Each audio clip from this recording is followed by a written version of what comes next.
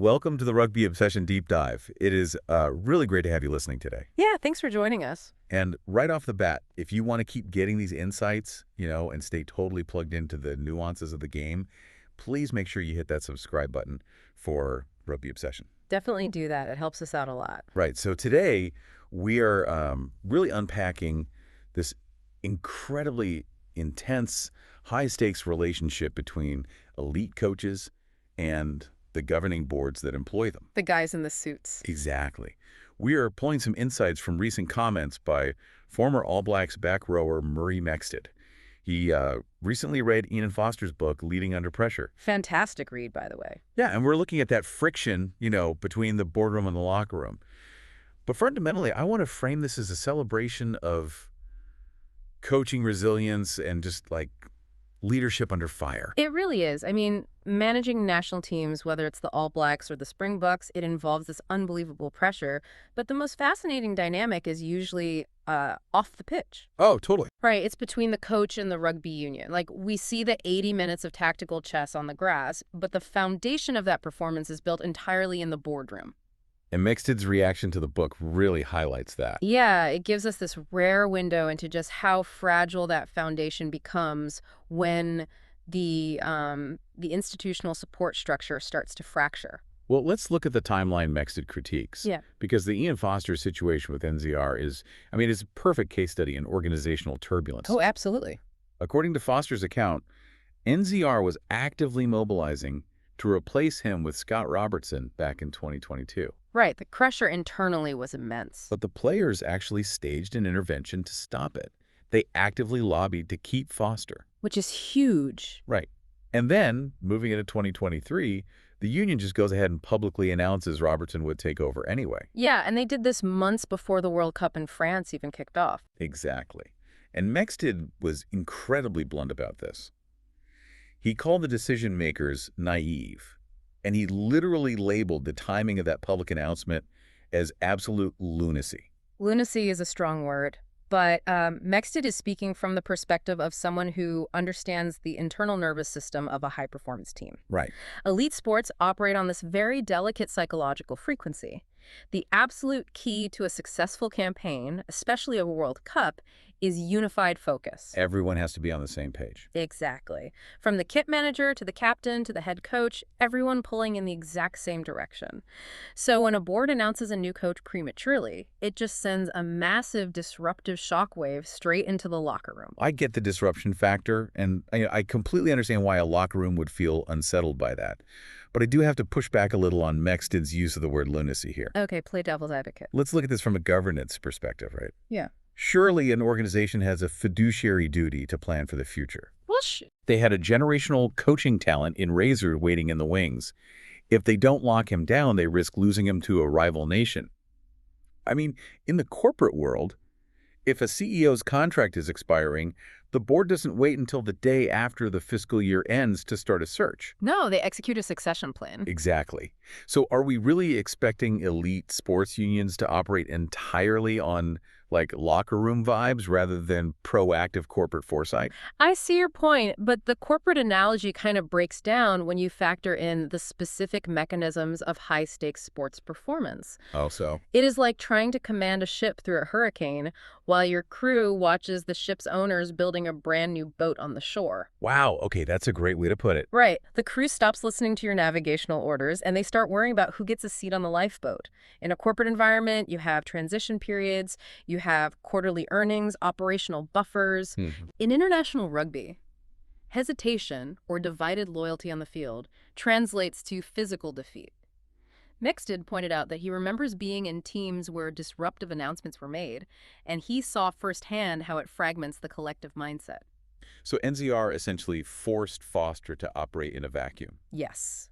Instead of the narrative being solely about peaking for France, the background noise was dominated by this impending regime change. It broadcasts that the current coach does not have institutional backing. It creates a massive cognitive load for the head coach. I mean, Foster wasn't just managing the tactical threat for Ireland or South Africa, No, he was managing the emotional fallout of his own lame duck status. which honestly makes the outcome of that 2023 campaign almost unbelievable. Miraculous. He absorbed all that massive distraction, shielded the players from the boardroom noise, and led the All Blacks all the way to the final. And got within one single point of drawing the match. 1 point. Getting within a single point in a World Cup final under those specific organizational conditions is, it's a monumental achievement. Mexted was deeply impressed by Foster's conduct. Because the body of support at the governance level just wasn't there. Exactly. So Foster had to manufacture that support internally. He relied on the deep loyalty of his playing group. The players stepped in back in 2022 because they believed in the environment he was building. And Foster rewarded that loyalty by acting as a human shield throughout 2023. He really did. He took the bullets from the media, handled the awkward press conferences, and allowed the squad to maintain their tactical focus. It kind of flips the traditional power dynamic entirely, doesn't it? Usually the union empowers the coach, who then empowers the players. Right. Here, the players had to empower the coach to hold the union at bay. It is an absolute masterclass in quiet, resilient leadership. He didn't burn the house down in the press. He just put his head down and nearly pulled off the ultimate victory. Yeah, incredible. And, if you are listening to this on your commute or during your workout, think about your own professional environment for a moment. It's a great thought experiment. How well do you perform when you know management doesn't have your back? Imagine trying to execute the most important project of your life, with millions of people scrutinizing your every move, while the board is actively ushering your replacement into the building. It takes a very rare psychological constitution to survive that, let alone thrive in it. Exactly. We would love to hear your thoughts and your own stories about navigating institutional friction, so please drop your opinions in the comments section. And as a quick reminder, if you're enjoying this breakdown, make sure you subscribe to Rugby Obsession so you don't miss our upcoming deep dives. Yeah, please do. And those reflections are crucial because navigating an unsupportive environment is a pretty universal challenge, but the strategies for handling it vary wildly. Right, Foster was the shield. Foster's method was acting as a barrier, absorbing the board's blows. But Mexted's analysis brings us to a completely different approach. Oh, this is the pivot to South Africa. Yes.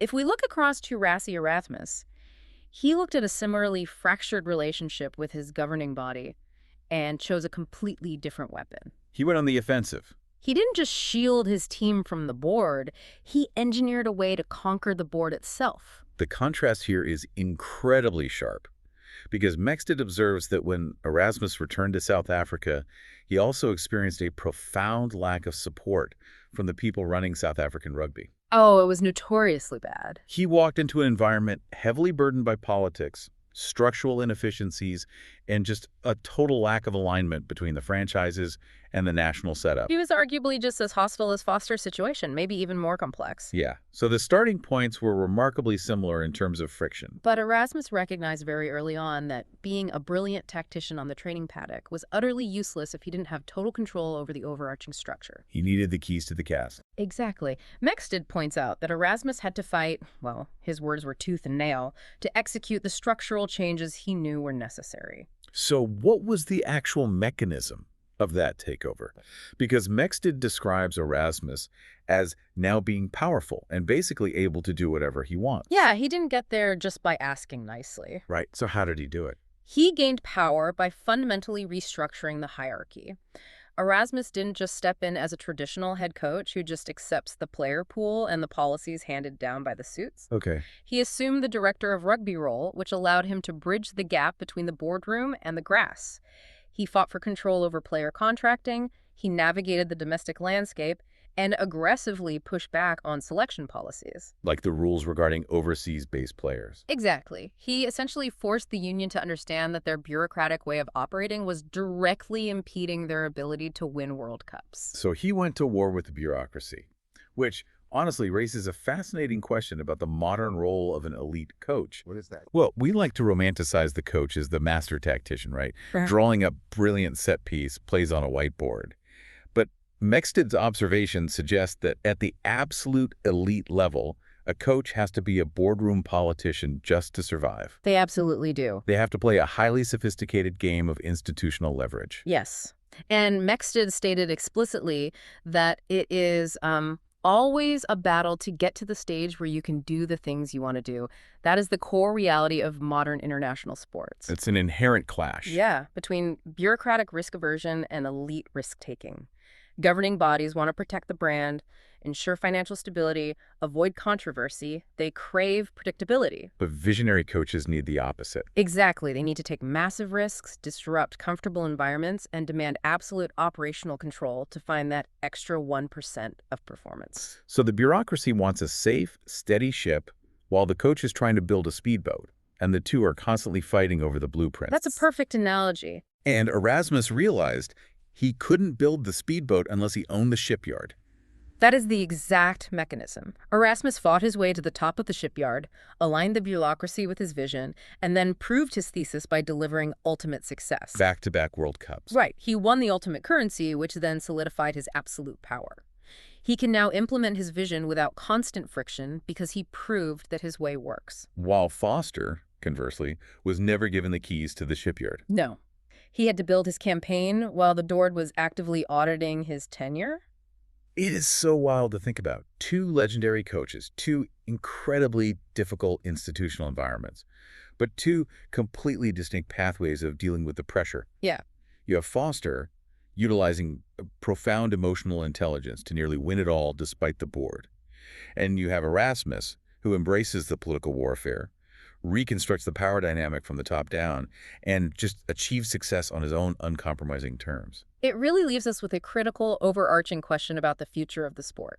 I'm listening. Well, we have seen the enormous amount of energy that visionary coaches like Ian Foster and Rassie Erasmus have to expend just fighting their own organizations for basic support. It's exhausting just talking about it. Right. So if that level of internal friction is the standard operating procedure at the highest level, are the governing boards of international rugby actually acting as a ceiling on innovation? Oh, wow. Like, are they hindering the potential of the sport's greatest minds by forcing them to fight internal political battles instead of focusing entirely on the opposition? That is a phenomenal thought to leave on. If the architects of the game are forced to bleed just to secure the right to do their jobs, what could these teams actually achieve if the boardroom and the locker room were in perfect alignment? It completely reframes how we should look at national unions going forward. It really does.